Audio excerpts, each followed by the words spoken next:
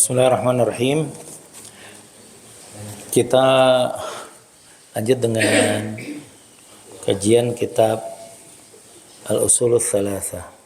Usulul Tsalatsa ini adalah 3 pokok kajian yang ada di dalam PUI. Sebetulnya PUI itu punya Islah Tsamaniyah.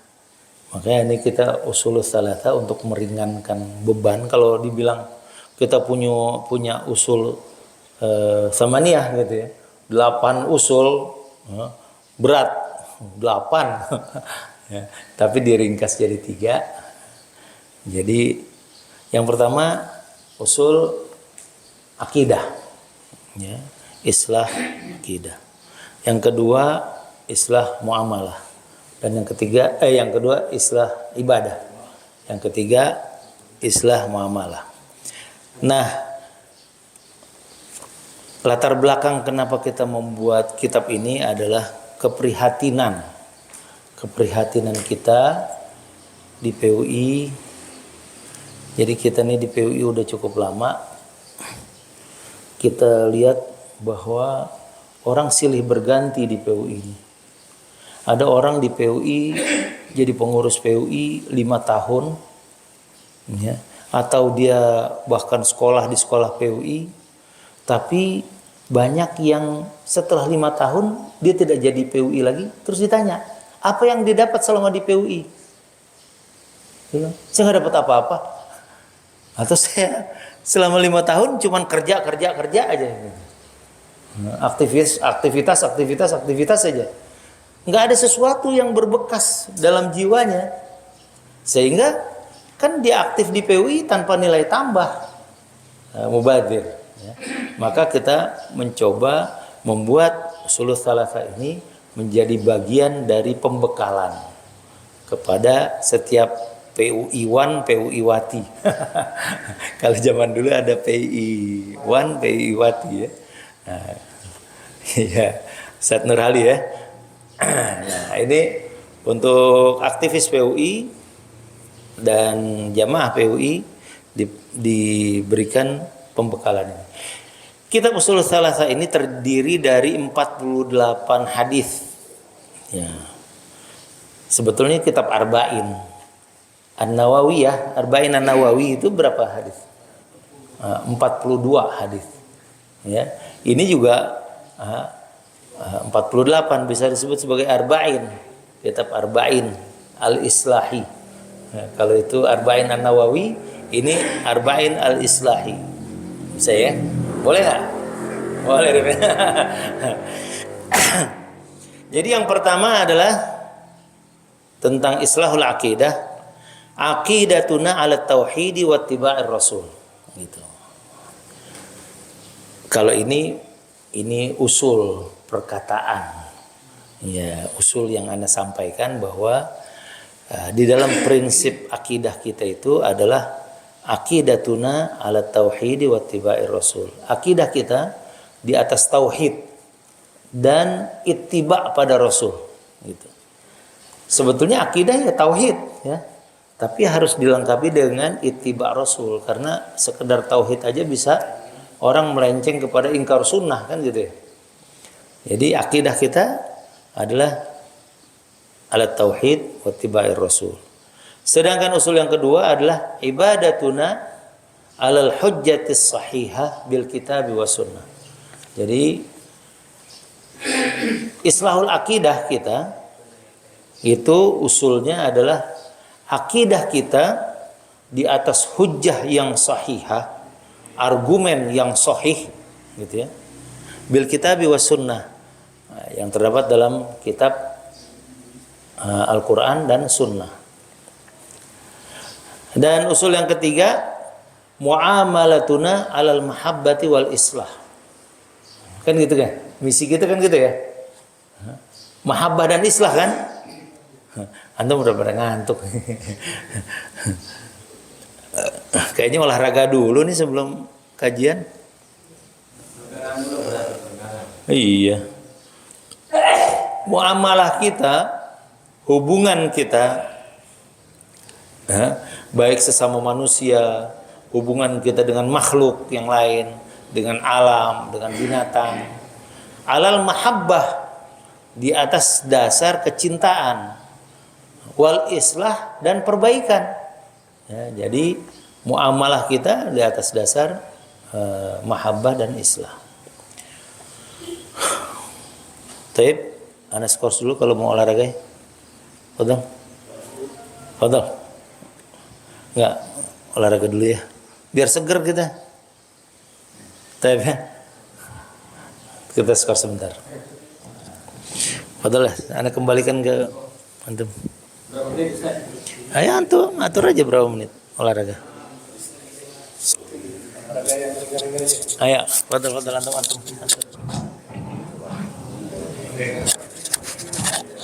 Tangannya direntangkan ke antara pertama. 1, 2, 3, 4, 5, 6, 7, 8. Sama dia ya. 1, 2, 3, 4, 5, 6, 7, 8. Atas. 1, 2, 3, 4, 5, 6, 7, 8. Belakang.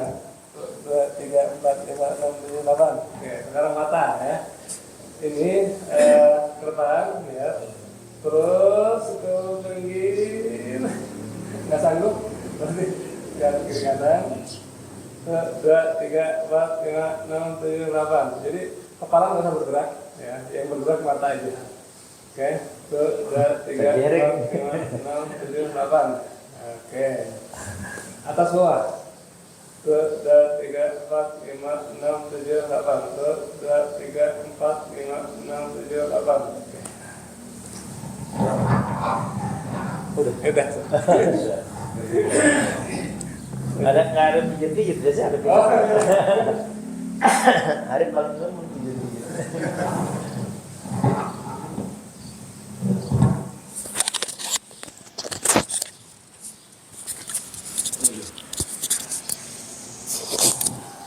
Kita lanjut ya. Usul yang pertama, islahul akidah. Ini sayang nih belum dikasih kata pengantar. Tadi antum udah kasih pengantar, ini belum kasih kata pengantar. Karena anda mau minta kata pengantarnya dulu dari Ustaz Ahmad Heriawan. Dia belum sempat terus. Tapi ya.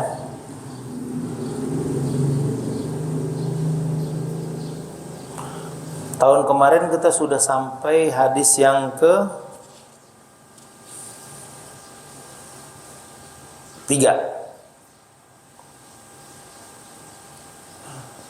Jadi ini kajiannya setahun sekali. Nanti kita bikin kajiannya di apa namanya?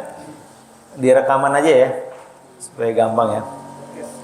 Jadi hadis yang ketiga, hadis Jibril alaihissalam, indama sa'ala Nabi sallallahu alaihi wasallam, ketika Jibril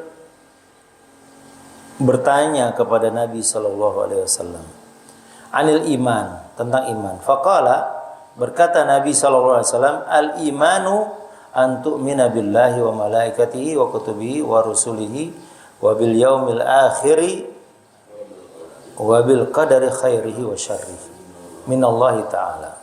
Muttafaqun alaih. Wa qala Rasulullah sallallahu alaihi wasallam, kullu syai'in biqadarin hatta al-ajzu wal kaisu. Rawahu Muslim. Dari cerita Jibril yang panjang hadisnya itu, ya, tentang Jibril datang kepada Nabi sallallahu alaihi wasallam dalam bentuk manusia yang hitam rambutnya, putih sekali pakaiannya, tidak terlihat bekas-bekas perjalanan, tapi di antara sahabat nggak ada yang kenal dia, ya. Berarti kan orang jauh kalau nggak ada yang kenal, tapi nggak ada bekas-bekas perjalanannya. Dia bertanya kepada Nabi 3 pertanyaan, ditambah 1 tentang kiamat, yaitu tentang anil iman, anil Islam, dan anil ihsan. Yang terakhir adalah tentang kiamat. Nah, ini pertanyaan tentang iman. Sa'ala Nabi sallallahu alaihi wasallam, Jibril bertanya kepada Nabi sallallahu alaihi wasallam anil iman, tentang iman. Faqala, maka berkata Nabi sallallahu alaihi wasallam, al imanu an tu'mina billah. Iman itu adalah kamu beriman kepada Allah, wa malaikatihi, dan beriman kepada para malaikatnya, wa kutubihi, dan kitab-kitab. Ini hadis yang udah kita pahami. Cuman antum bisa bayangkan nggak bahwa ada jamaah PUI yang awam banget, ya, dia bahkan rukun iman aja nggak tahu.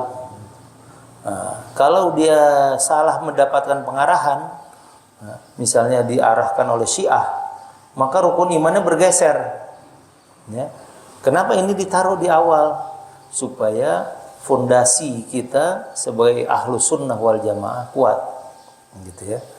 Bahwa di dalam keimanan kita ada 6 hal.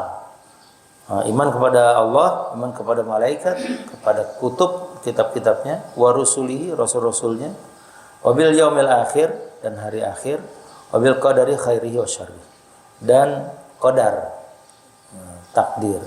Karena nih di antara harokah-harokah juga ternyata ada yang berfaham tentang mereka tidak mau hadis ahad, tidak mau berpegang kepada hadis ahad. Hadis ahad itu hadis yang dalam satu jalurnya pernah diriwayatkan oleh satu orang. Misalnya dalam perawi yang utama, yang dari Nabi, yang diriwayatkan oleh satu orang. Nah itu dia nggak mau pakai. Nah termasuk di dalam kategori mereka hadis ahad itu hadis tentang qadar. Maka mereka tidak percaya dengan qadar, gitu ya. Nah kita di dalam faham ahlus sunnah, jumhur ahlus sunnah mengatakan kita harus beriman kepada dengan qadar khairihi wa syarrihi, baiknya dan buruknya. Bahkan di hadis riwayat Muslim, kullu syai'in biqadar, setiap sesuatu itu ada takdirnya. Hatta al-ajzu wal kaisu, sampai urusan masalah kelemahan dan masalah kecerdikan, ya, itu ada takdirnya. Jadi orang bodoh, IQ-nya rendah, itu ada takdirnya, memang takdir segitu tuh. Gitu. Ya, ada yang tinggi banget, ada kodarnya juga, ada takdirnya juga.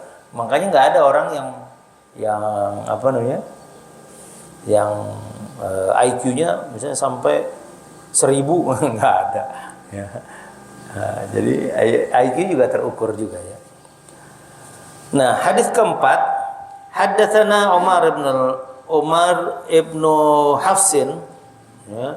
Haddatsana Abi, haddatsana Al-A'mash, haddatsana Zaid bin Wahab, haddatsana Abdullah, haddatsana Rasulullah sallallahu alaihi wasallam. Ya, haddatsana itu artinya menceritakan kepada kami. Dan salah satu karakter atau cerita yang diterima dalam hadis-hadis yang sahih itu kalau ceritanya haddatsana, salah satu. Banyak kaidah dalam penentuan hadis itu sahih apa enggak. Di antaranya adalah haddatsana. Haddatsana itu menceritakan kepada kami. Maknanya adalah si orang yang merawikan itu dia langsung mendengar dari gurunya. Bukan diceritakan konon, enggak bisa tuh dalam ilmu hadis, ya. Haddatsana Rasulullah sallallahu alaihi wasallam wa huwa shadiqul masduq, ya, menceritakan kepada kami Rasulullah sallallahu alaihi wasallam, dan dia adalah as-sadiqul masduq. Dia adalah as-sadiq al-masduq, yang benar dan dibenarkan. Inna ahadakum yujma'u fi batni ummihi arba'ina yauman, bahwa seseorang di antara kalian atau tiap kalian, gitu ya, dikumpulkan di dalam perut ibunya selama 40 hari.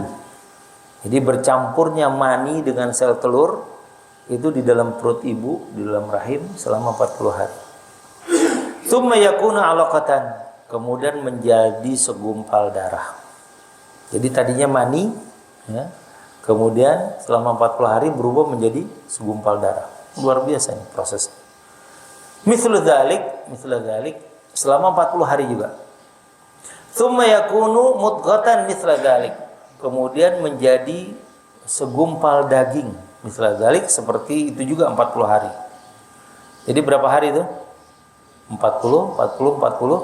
120 hari. Kurang lebih 4 bulan ya. 4 bulan ya.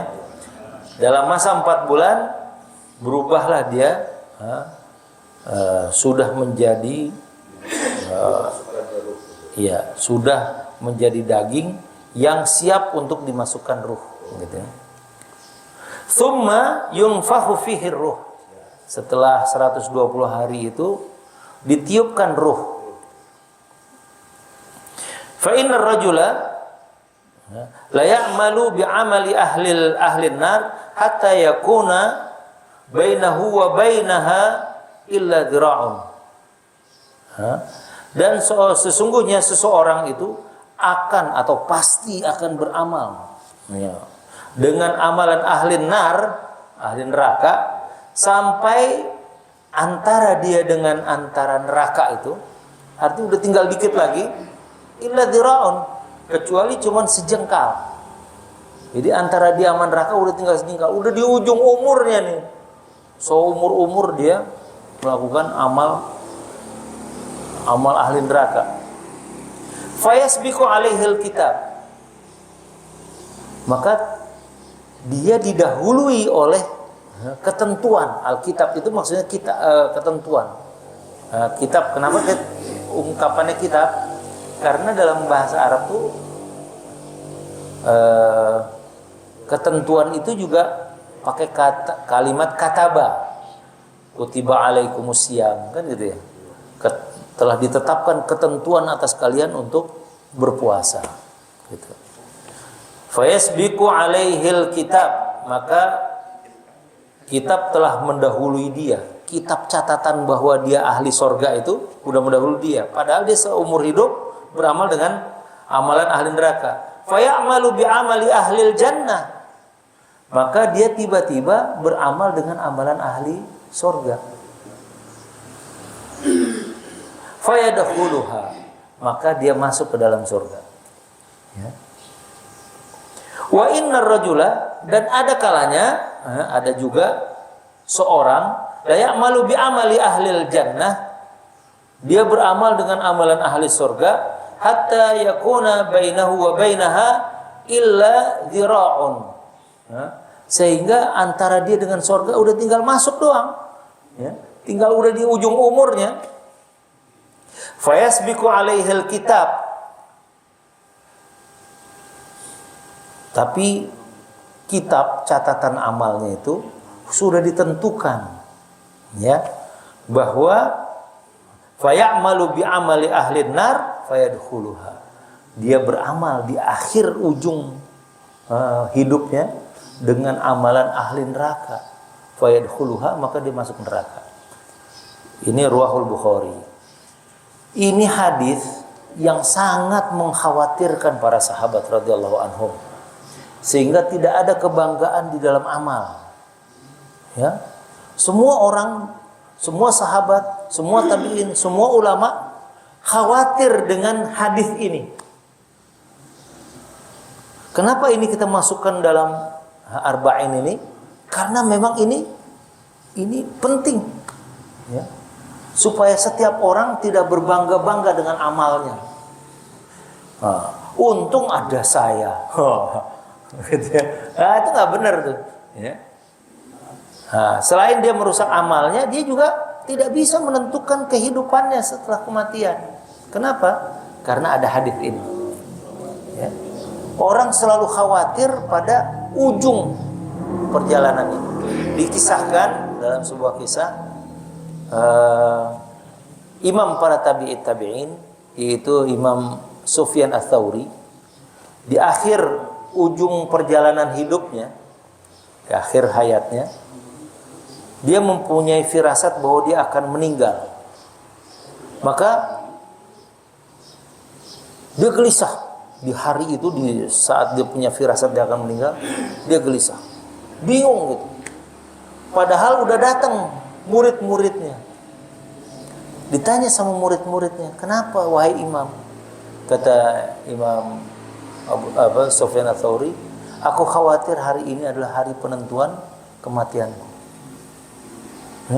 Kenapa gelisah? Murid-muridnya bertanya, wahai imam, kenapa kamu gelisah? Bukankah kamu ini selama hidup mengajarkan kami beramal baik, berupaya menjadi orang yang ikhlas gitu. Kenapa di akhir hayat ini kok tiba-tiba gelisah? Kata Imam Sufyan Ats-Tsauri, dia mengatakan, diamlah kalian. Sesungguhnya seluruh amal yang aku lakukan itu ditentukannya hari ini. Kalau hari ini aku mendapatkan husnul khatimah, maka seluruh amal itu diterima oleh Allah Subhanahu wa taala insyaallah. Tapi kalau hari ini aku su'ul khatimah, maka selesailah semua amal itu, nggak ada artinya. Ya. Nah, ini penting nih. Ya. Di antara amalan yang menjadi amalan ahli neraka di akhir hayat adalah di antaranya murtad. Berapa banyak kaum muslimin selama hidupnya jadi orang baik, ya, bahkan dari masih kecilnya mungkin ikut MTQ yang selama ini ada di YouTube ya.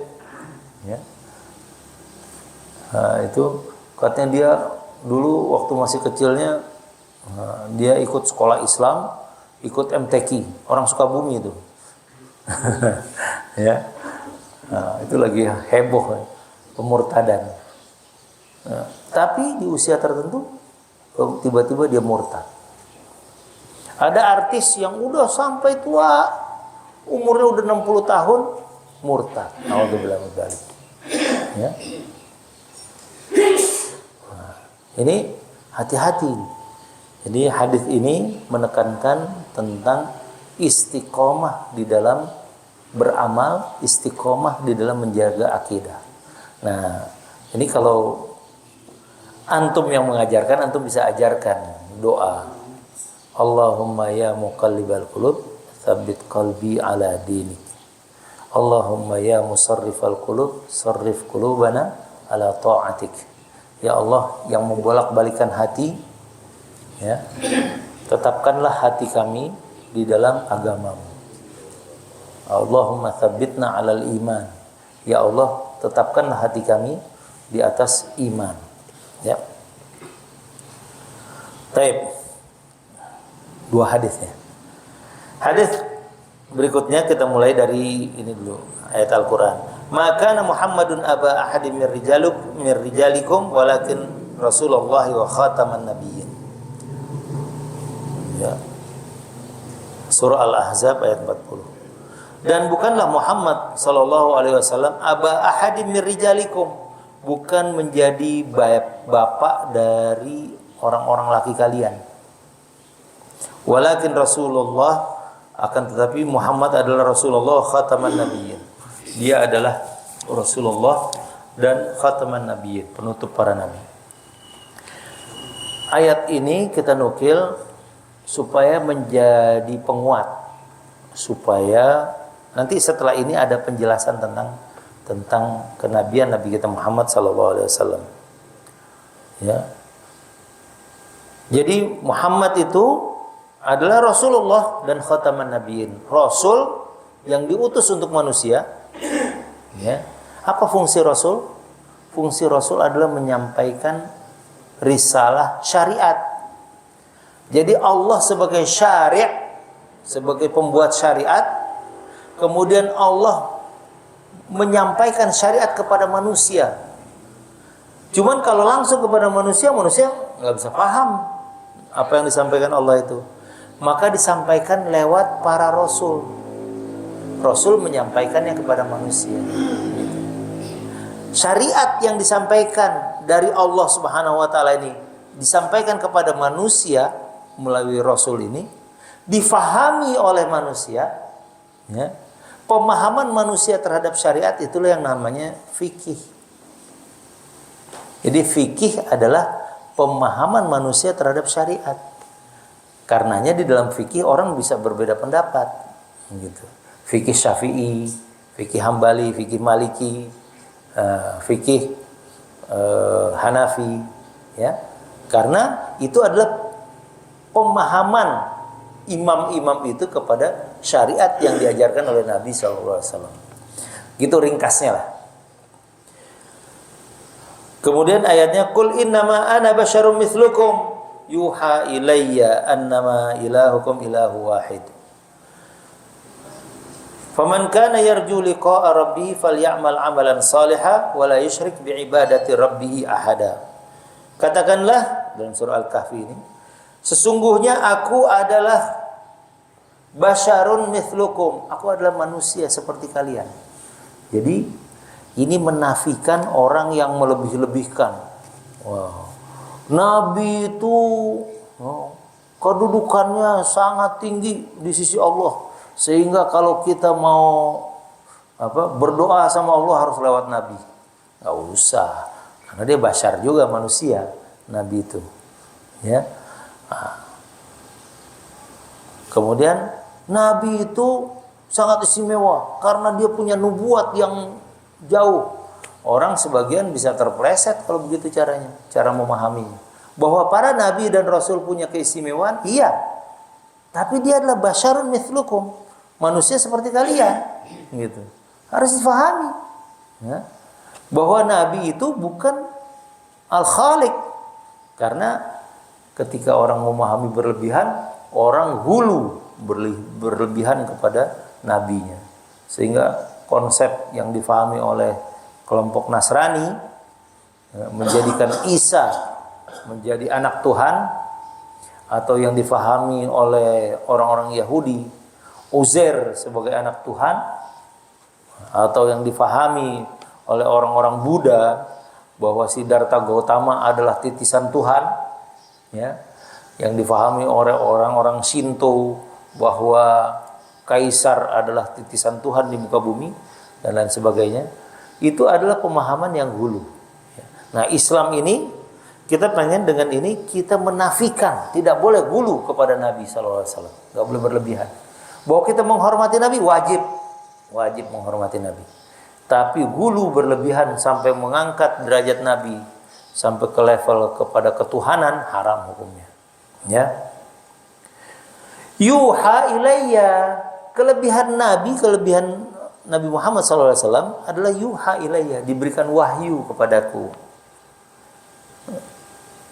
In annama ilahukum ilahu wahid, karena ilah kalian adalah ilah yang wahid, Tuhan yang satu. Nggak boleh ada Tuhan anak, nggak boleh ada Tuhan asisten, ada Tuhan apa namanya, ada Tuhan Bapa, Tuhan anak, Tuhan, ada Tuhan tetangga. Nggak boleh. Faman kana yarju liqa'a rabbih falyamal amalan shalihan. Barang siapa yang ingin menjumpai Rabbnya nanti di hari kiamat, yang ingin bertemu dengan Allah Subhanahu wa taala, maka dia perlu beramal dengan amal soleh. Karena orang yang durhaka, yang beramal dengan amal keburukan, terhijab dari Allah Subhanahu wa taala. Dia nggak bisa melihat Allah di hari kiamat. Ya. Falyamal amalan shalihan wala yusyrik biibadati rabbih ahada. Nah, ini penting. Terakhirnya adalah dia tidak boleh syirik kepada Allah dengan apapun, dengan sesuatu. Nah, ini antum bisa bayangkan bahwa kita ini memerlukan, ya, ada indoktrinasi kepada umat, kepada jamaah PUI khususnya, ya. Kalau dia tidak diindoktrinasi tidak boleh syirik, dia akan melakukan kesyirikan. Maka untuk mendapatkan wajah Allah, kita berjumpa dengan Allah, dia tidak boleh syirik. Syarat. Ya. Kesyirikan apa aja? Banyak bentuknya. Antum bisa terangkan. Ya. Percaya kepada dukun, syirik nggak? Syirik. Ya. Menyangka sial karena sesuatu, syirik. oh ini hari Rabu, hari lahir saya hari Rabu, maka hari Rabu saya nggak boleh keluar rumah. Kenapa? Takut bahaya. Nah, itu syirik, tasa'umu bisyai'. Ya. Kemudian percaya kepada setan punya kekuatan yang berlebihan, ya, yang menandingi kekuatan Allah Subhanahu wa taala, bisa menentukan takdir. Ya, itu pun syirik. Percaya kepada batu cincin. Batu cincin ini ada khodamnya. Syirik. Dan sebagainya dan sebagainya. Ini kan perlu disampaikan ke lapis bawah, ke umat secara umum. Karena ternyata fenomena di kita di Indonesia ini tidak terlepas juga dari jamaah PUI, kesyirikan masih belum lepas dari bangsa ini. Antum bayangin, ya. Setelah dakwah para wali sejak abad ke-14, 13 sekian, tahun 1350-an mereka mulai datang ke Indonesia, ya. Atau mulai dari sebelum-sebelumnya para pedagang sudah datang ke Indonesia memperkenalkan Islam. Ternyata Islamnya masyarakat Indonesia masih banyak yang terlibat dengan kesyirikan. Sayang sekali, sayang sekali. Anda pernah ketemu sama salah satu tokoh ormas, ya, dalam satu kesempatan berceramah, dia bilang, waduh, kalau ente cerita tentang, kalau antum cerita tentang apa, tentang kesyirikan, di tempat ana tuh katanya, di ormas ana itu kesyirikan luar biasa katanya. Harus ada sebuah proses pembersihan kesyirikan dalam mereka. Nah ini juga kita perlu pembersihan kesyirikan dari jamaah PUI, ya.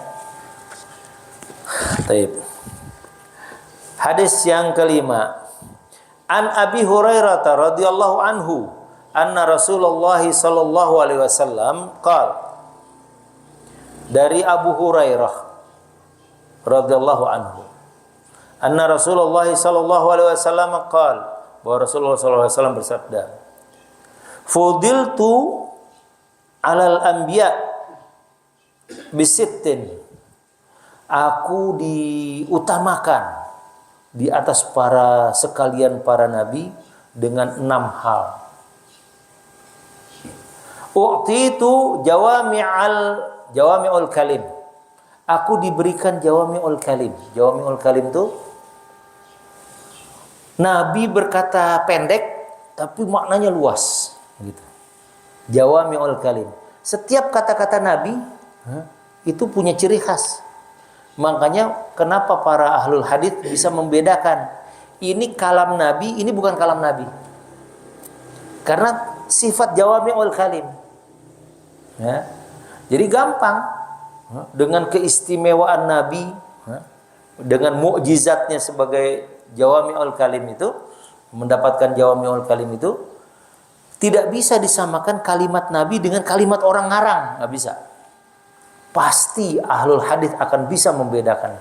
Ya tentu ahlul hadis yang bisa membedakan.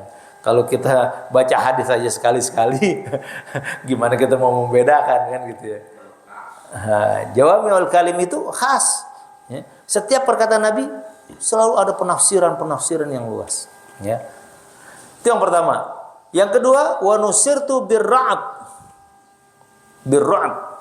Dan aku ditolong dengan rasa gentar. Jadi Nabi dan kaum muslimin ini turun kepada kaum muslimin.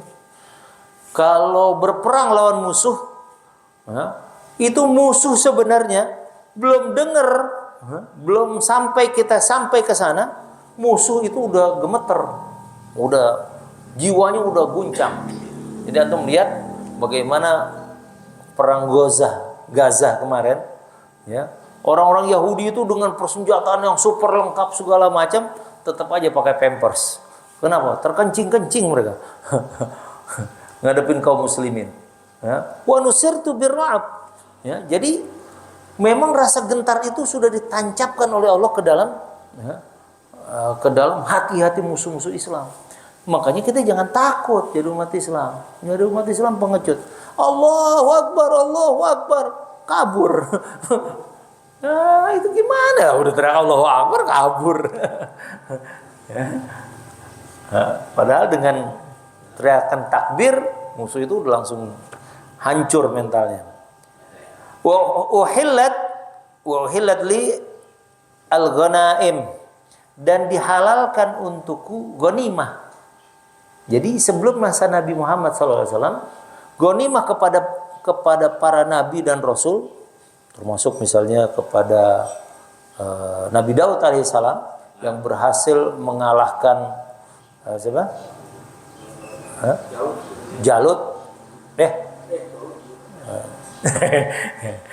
Jalut ya, yang diketapel itu ya. Jalut ini manusia purba yang tinggi. Jadi rupanya zaman dulu tuh, jadi zaman Nabi Adam alaihissalam kan tinggi manusia 60 hasta. 60 hasta tuh kira-kira kalau satu hastanya hampir setengah meter, ya 30 meter. Dan itu adalah ukuran tingginya ahli sorga. Ya nanti insya Allah kita masuk sorga, kita nanti, Nabi Adam asli dari sorga. Iya. Jadi itu ciri dari ukuran penduduk sorga itu 60 hasta. Jadi nanti insya Allah kita masuk sorga, insya Allah bismillah, tinggi kita 60 hasta. Ya? Pohon durian. Jadi 60 hasta itu kita nggak bisa masuk di ruangan ini. 60 hasta, tinggi 30 meter tinggi kita. Itu asli orang dari sorga. Ahli dari sorga. Asli dari sorga. Iya, asli sorga. 60 hasta. Jadi kita tuh turun sampai kepada Nabi kita Muhammad SAW, ya seperti ukuran kita. Nah, waktu proses turunnya itu, ukuran manusia, ada yang udah turun duluan, ada yang enggak. Paham kan? Ya, ada yang masih badannya gede-gede. Berarti gizinya banyak. Belum tentu, tapi gennya masih tersisa gitu. Belum mengalami perubahan sesuai dengan yang lain. Nah, si Jalut itu gennya masih gen besar, tapi mungkin udah nggak 30 meter gitu. Mungkin ukurannya berapa, misalnya 3 meter, 4 meter gitu. Nah, sementara Nabi Daud udah lebih rendah lagi. Mungkin ya, nggak tahu nih ukurannya di sana. Pokoknya ada perbedaan antara kaumnya Tolut, Bani Israel, ya, yang Tolut ini berhadapan dengan kaumnya Jalut. Kaumnya Jalut yang besar-besar. Nah, tapi dengan kehendak Allah Subhanahu Wa Taala, Nabi Daud punya senjata namanya ketapel, yang pakai batu ujungnya, pakai tali, diputar-putar gini, ya itu. Nah, sampai si Jalut ini kalah, ya, kena langsung ke jidatnya, mati Jalut, ya, dihajar cus gitu. Ya, tentu dengan mukjizat, ya. Jadi ketika itu kan dapat ghanimah banyak, ya. Ghanimah sebelum Nabi kita Muhammad SAW tidak boleh dinikmati oleh para pejuang, nggak boleh. Dikumpulkan ghanimah itu, ditaruh di lapangan. Kemudian Allah mengirimkan api dari langit, petir, untuk memakan semua ghanimah. Ya. Jadi dibakar oleh Allah Subhanahu Wa Taala itu ghanimah. Tapi untuk Nabi kita Muhammad SAW dan umatnya sampai akhir zaman, wa uhillat liya al-ghanaim, dan dihalalkan untukku dan umatku tentunya al-ghanaim, ghanimah. Waduh, luar biasa. Jadi Nabi Muhammad ini Nabi akhir zaman yang penuh dengan kenikmatan. Tapi ghanimah itu kan didapat lewat perang, ya. Nggak ada ghanimah lewat nggak perang, nggak bisa. Lewat jadi anggota DPR dapat ghanimah. Itu bukan ghanimah. Jadi pejabat publik dapat ghanimah katanya. Pemberian pengusaha itu bukan ghanimah. Salah paham itu. Ya. Ini jamaah PUI jangan yang jadi pejabat publik tiba-tiba ribut dapat ghanimah. Ya. Wa ju'ilat liyal ardu tahuran wa masjidan, dan dijadikan untukku bumi itu tahur, suci, wa masjidan, dan dijadikan tempat sujud. Jadi dimanapun di muka bumi kita boleh sujud, gitu. Berbeda sama nabi-nabi sebelumnya. Nabi-nabi sebelumnya itu nggak boleh dia sujud di tempat lain, nggak boleh beribadah di tempat lain, kecuali di tempat-tempat tertentu yang sudah ditentukan. Ya. Apakah itu bentuknya, pokoknya tempat tertentu lah, udah ditentukan. Ini masjid untuk zaman itu ya. Kan sebetulnya ungkapan gereja itu ungkapan belakangan. Zaman dulu namanya masjid juga, tempat sujud. Karena ajaran para nabi itu juga kan sujud. Bahkan didapatkan di dalam Bible itu bahwa Nabi Isa dalam beribadahnya sujud. Gitu, bukan nyanyi-nyanyi. Ya. Ini pendapat yang sahih di dalam Bible itu bahwa Nabi Isa itu sujud. Ya. Dan yang bersujud itu adalah sekarang umat Muhammad SAW. Dan bukan Nabi Musa, bukan ngangguk-ngangguk gini depan tembok, gedebuk, benjol. Antum bisa bayangin tuh Yahudi kalau lagi ibadah gini-gini, bukan di tembok ratapan, beduk, ngantuk dikit benjol. Ya. Nah, kaum muslimin itu diajarkan sujud. Ya. Wa ursiltu ilal khalqi kafah. Dan aku diutus untuk manusia seluruhnya. Khalqi itu maksudnya an-nas, ya, kepada makhluk seluruhnya. Ya. Artinya sebelum Nabi kita Muhammad SAW itu diutus untuk kaumnya. Walikulli ummatin rasul. Setiap umat ada rasulnya. Ya. Makanya antum baca di dalam surah Al-A'raf misalnya, kalimat-kalimat para nabi itu selalu ya qaumi ibudullaha ma lakum min ilahin ghair.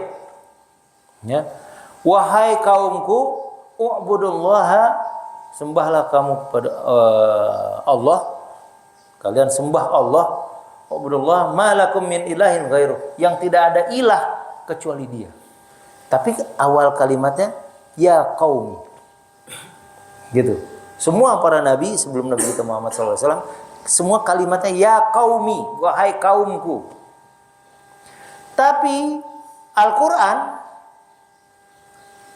itu kalimatnya bukan ya qaumi, ya ayyuhan nasu u'budu rabbakumul ladzi khalaqakum walladzina min qablikum la'allakum tattaqun. Ya. Hai sekalian manusia, ya ayyuhan nas u'budu rabbakum, sembahlah Rabb kalian. Gitu. Jadi ini baru ada di Nabi kita Muhammad SAW, seruan hai sekalian manusia. Ya. Wa khutima biyan nabiyun, dan ditutup denganku nabi-nabi. Jadi setelah kenabian Nabi kita Muhammad SAW tidak ada lagi kenabian, nggak ada lagi. Jadi kalau ada nabi yang ngaku-ngaku nabi, Anda pernah cerita ya, bahwa ternyata ada jamaah PUI ngaku nabi. Ini kejadian benar nih di daerah Cilengsi. Ya, ada jamaah PUI ngaku nabi. Anda datang tuh ke kiainya di Cilengsi. Pak Mulandi tahu kali ya. Waktu itu belum meninggal beliau, sekarang udah meninggal. Anda tanya, Ustaz, antum jamaah antum ada yang ngaku nabi? Kata dia, iya tak gelok. Baru ngaji berapa kali kata ikut pengajian, terus dia keluar dia bikin pengajian, dia ngaku jadi nabi. Bahkan sekarang jadi Tuhan dia ngakunya. Karena dia al-khaliq katanya, dia bisa mencipta. Apa kerjaannya? Dia tukang jahit. Jadi dia bisa menciptakan baju dari apa? Dari bahan. Al-khaliq. Ini kacau ini kalau orang begini. Nabi nggak ada setelah Nabi kita Muhammad SAW, nggak ada lagi nabi. Bahkan di Lampung ketangkap 2 orang ngaku sebagai nabi. 2 orang. Waktu diinterogasi sama polisi, Ya. Ditanya, kenapa kamu ngaku jadi nabi? Hah? Kok kamu berdua lagi, nabi aneh berdua? Hah? Dia punya dalil. Nabi Musa juga zamannya berdua sama Nabi Harun gitu. Ya kok kamu aja ngaku jadi nabi, kan udah nggak ada lagi nabi setelah Nabi Muhammad. Akhirnya dia bilang gini, Pak polisi, saya kalau ngaku jadi dokter, saya ditanya ijazah. Saya ngaku jadi insinyur, saya ditanya ijazah. Ngaku jadi nabi nggak ada yang tanya saya ijazah. Astagfirullahaladzim. Kayaknya orang Madura ya. Bukan. Ini cerita di Lampung. Di Lampung. Ya Allah. Ya. Nah, demikianlah cuplikan dari kitab ini. Ini masih panjang nih, 48 hadis ya. Tapi kalau ini disampaikan pelan-pelan, ya, mungkin ini akan punya nilai.